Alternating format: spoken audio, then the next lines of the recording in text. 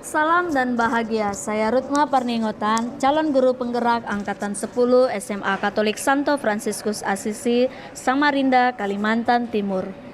Pada kesempatan kali ini, saya akan memaparkan modul 1.1 koneksi antar materi mengenai kesimpulan dan refleksi dari pemikiran Ki Hajar Dewantara.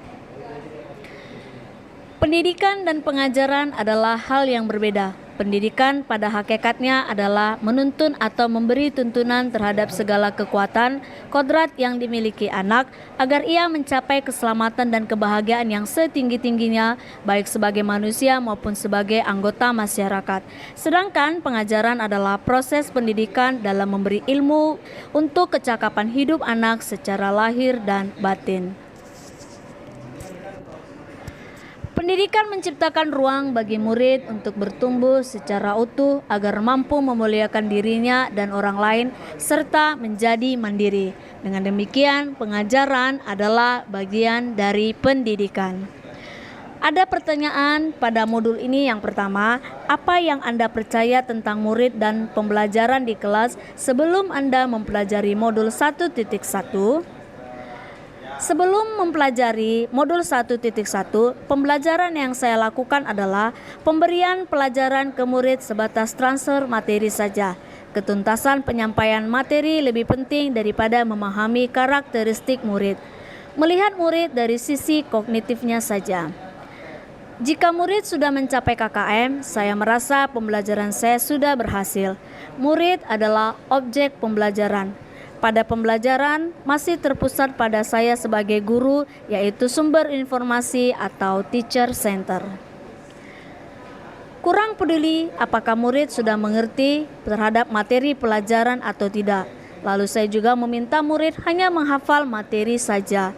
Selalu mengeluhkan jika banyak murid yang tidak mencapai batas ketuntasan saat evaluasi dilakukan. Pertanyaan kedua, apa yang berubah dari pikiran atau perilaku Anda setelah mempelajari modul ini?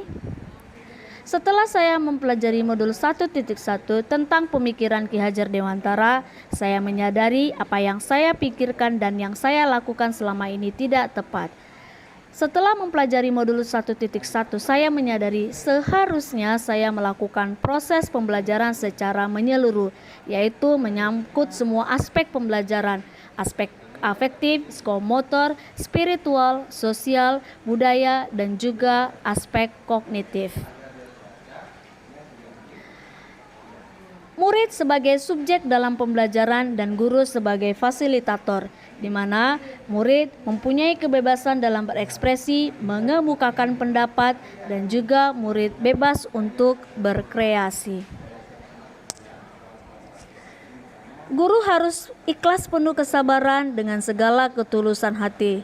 Guru harus memahami karakteristik murid dan guru juga harus memberikan kesempatan kepada murid untuk bertumbuh sesuai dengan kodratnya masing-masing. Pertanyaan ketiga, apa yang dapat segera Anda terapkan lebih baik agar kelas Anda mencerminkan pemikiran KHD? Hal yang dapat saya lakukan dan terapkan di kelas adalah menerapkan pembelajaran abad 21, yaitu berpikir kritis, kreatif, komunikasi, dan kolaborasi.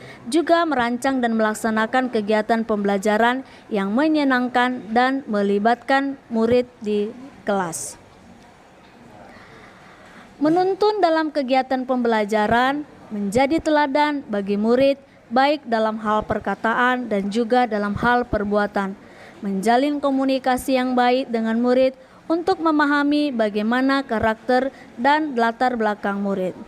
Sekian penawaran dari saya. Salam dan bahagia. Terima kasih Bapak Ibu guru hebat.